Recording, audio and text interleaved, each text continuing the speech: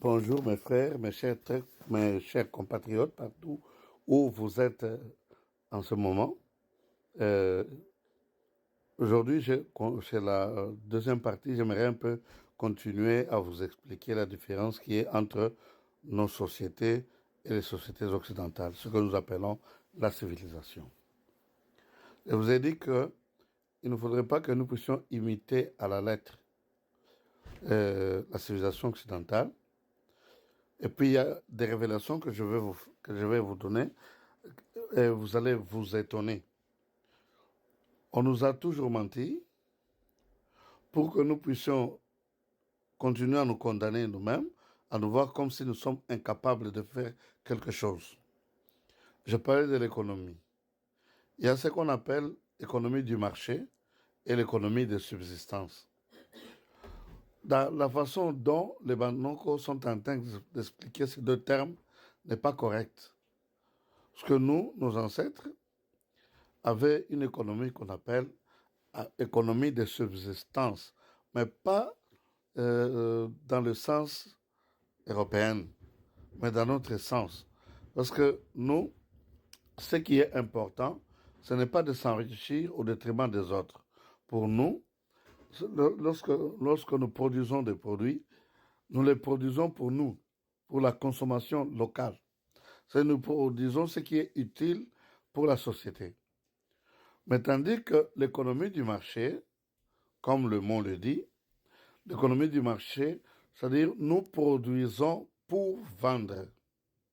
Même si c'est les produits, nous n'en avons pas besoin, mais nous les produisons pour vendre. C'est là qu'interviennent les mensonges et la publicité. On peut louer un produit qui est nocif après plusieurs années, seulement lorsque le produit fait des ravages, euh, on commence à sanctionner ces produits comme si on venait de le découvrir. Mais déjà, dès le départ, le produit est mauvais. Mais c'est parce que nous avons des objectifs qui sont différents. Pour eux, on produit pour vendre. Ça, c'est l'économie du marché. On ne vise pas les sociaux, on ne vise pas les humains, mais on vise le marché. Il faut qu'on s'enrichisse à tout prix.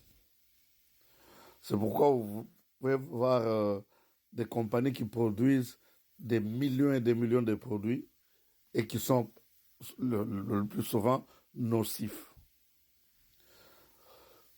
Nous voyons qu'il y a beaucoup de cas de pollution, beaucoup de cas de produits qui sont nocifs, toxiques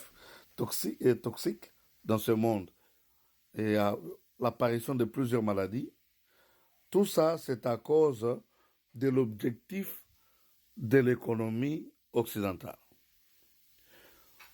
Imaginez un peu ce qui s'était passé en France avec les gilets jaunes. Les dirigeants ne visent pas le peuple. Les dirigeants visent leur propre poche. Et regardez comment on les a maltraités. C'est très grave. Et nous aussi, nous imitons. On commence par les noms. Quand tu t'appelles François, est-ce que tu connais la signification du nom François? Parce que le nom vient avec une puissance derrière.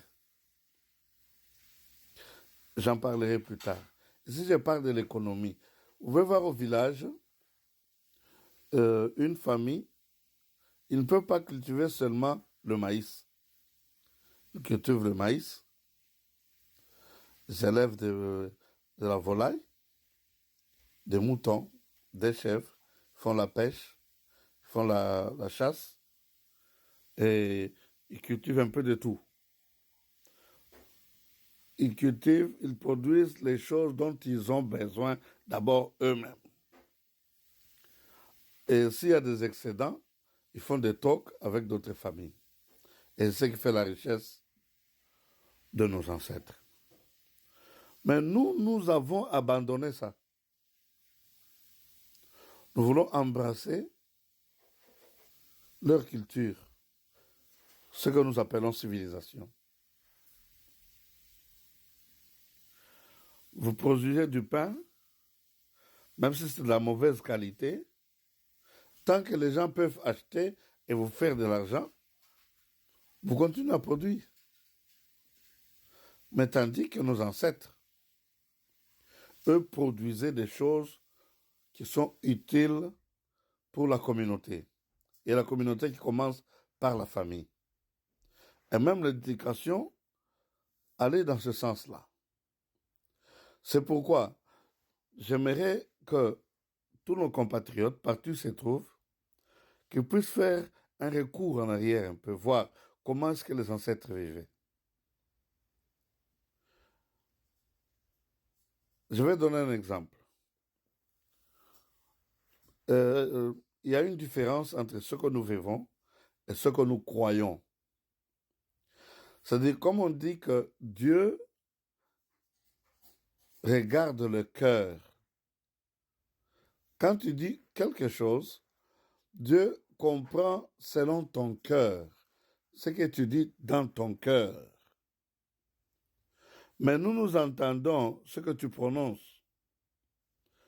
On priait quelque part, il y a un peu trop longtemps, et un de nos frères priait en ces termes. Satan, je t'implore au nom de Jésus. D'autres sont venus me voir et me dire, mais vous priez avec un sataniste? Moi, je dis non, il n'est pas sataniste. On l'a appelé, on lui demande, qu'est-ce que signifie ce que tu dis? Satan, je t'implore. Ces explications étaient vraiment étonnantes. Il dit, je détruis le Satan. Je dis non, implorer, c'est-à-dire demander. Hein. Alors, dans son cœur, lui, il croit que ce qu'il dit, c'est détruire le diable. Mais ceux qui entendent, ils écoutent autre chose. Ils comprennent autre chose. C'est comme un des disciples avait demandé à Jésus-Christ, qu'adviendra-t-il à Jean, l'apôtre? Jésus a répondu, il a dit, si je veux qu'il demeure jusqu'à ce que je revienne, qu'il en soit ainsi, alors tous les disciples ont cru que Jean-Baptiste ne mourrait point, jusqu'à ce que le Christ viendra, il le verra. Alors que ce n'était pas ça. C'est ce que je vous ai expliqué dans une vidéo passée. Je vais un peu paraphraser ici. L'homme a été créé à l'image de Dieu. L'homme est un esprit. Quand on dit l'homme, c'est l'homme et la femme. C'est un esprit. Dieu est esprit. L'homme est semblable à Dieu, mais Dieu n'est pas semblable à l'homme. Comprenez-moi très bien, ne faites pas une mauvaise interprétation. C'est très clair, c'est écrit dans la Bible, faisons l'homme à notre image, selon notre ressemblance. Mais au chapitre 2 de Genèse, Dieu dit, Dieu prit de la poussière du sol, il forma une statue. Cette statue est inerte. Il a des yeux, il ne voit pas. Il a des oreilles, il n'entend pas, il ne bouge pas. Maintenant, il prit l'homme qu'il avait créé, l'esprit, parce que quand on dit esprit, on dit aussi le souffle, etc. Bon, en swahili, on dit muzimu. Muzimu, en français, c'est esprit. Dans l'autre swahili, on dit ro. Ro, ce n'est pas moyo, le cœur ici, non. Ro, c'est esprit. Bon, il prit l'esprit, il met dans le corps, et le corps devient une âme vivante. C'est-à-dire que la parole, c'est l'extériorisation de nos pensées pour que les autres puissent écouter ce que nous disons. Maintenant, si vous décodez mal les mots prononcés, vous allez comprendre mal ce que l'autre a dit. Et c'est la source de toutes les discordes et des problèmes dans le monde entier. Alors, je crois que nous allons continuer. Ça, c'est la partie 2. La partie 3 viendra, je le dirai tout. Je vais vous expliquer pour que vous puissiez comprendre.